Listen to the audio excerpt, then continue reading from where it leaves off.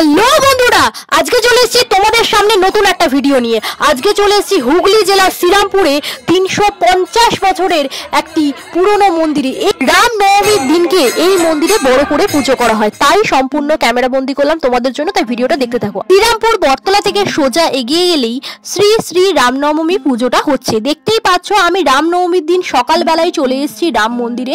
ঠিক দেশটিতে তোমরা যদি বলো শ্রীরামপুর বটতলা থেকে দেশটিতে যে সোজা রাস্তাটা চলে যাচ্ছে, সেই রাস্তাটা ধরে এগিয়ে এলেই এই রাম মন্দিরের এই মন্দিরটি পড়বে।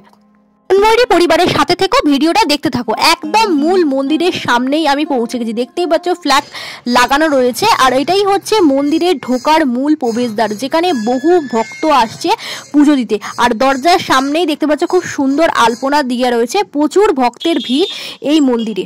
পলাশির যুদ্ধর পর শ্রীরামপুর ড্যানিশদের হাতে চলে যায়। তাদের আমলে শ্রীরামপুরের নাম পাল্টে হয়েছিল ফেডরিক নগর।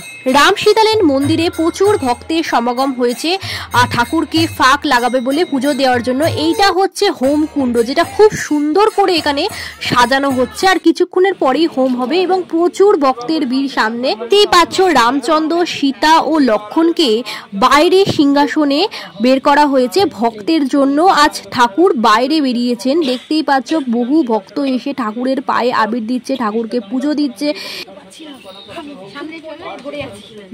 দূর দূর থেকে ভক্ত ছুটে আসছে ঠাকুরকে গায়ে ফাঁক লাগানোর জন্য। দেখতেই পাচ্ছ খুব সুন্দর করে এখানে পুজো আরম্ভ হয়ে গেছে।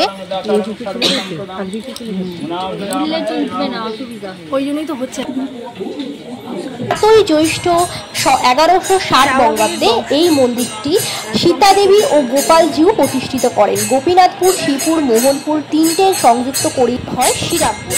দেখতেই পাচ্ছ পাশে অনেক নারায়ণ শিলা রাখা রয়েছে।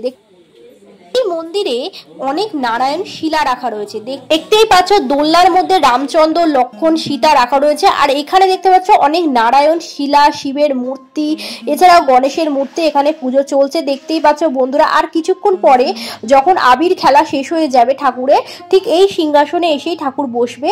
খুব সুন্দর করে এখানে অনেক নারায়ণ শিলা রাখা রয়েছে।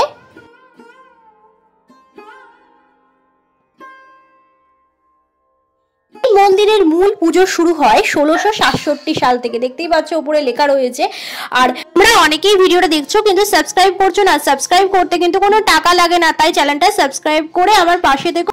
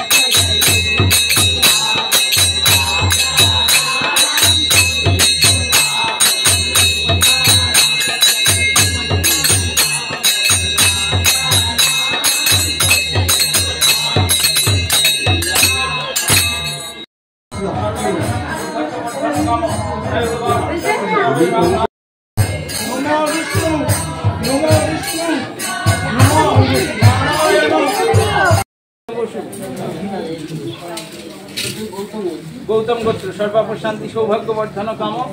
দেখতেই পাচ্ছ বন্ধুরা ভক্তের জন্য তিনি বাইরে দোলনায় বসে আছে। খুব সুন্দর করে মালা দিয়ে এখানে সাজানো হয়েছে। বহু ভক্ত আসছে আবির লাগানোর জন্য। আজকের মতো ভিডিওটা এই পর্যন্তই। তোমাদের যদি ভিডিওটা ভালো লাগে লাইক করে দিও, কমেন্ট করে জানিও কেমন লাগলো, আর চ্যানেলটা সাবস্ক্রাইব করে অল বাটনটা ক্লিক করে দিও।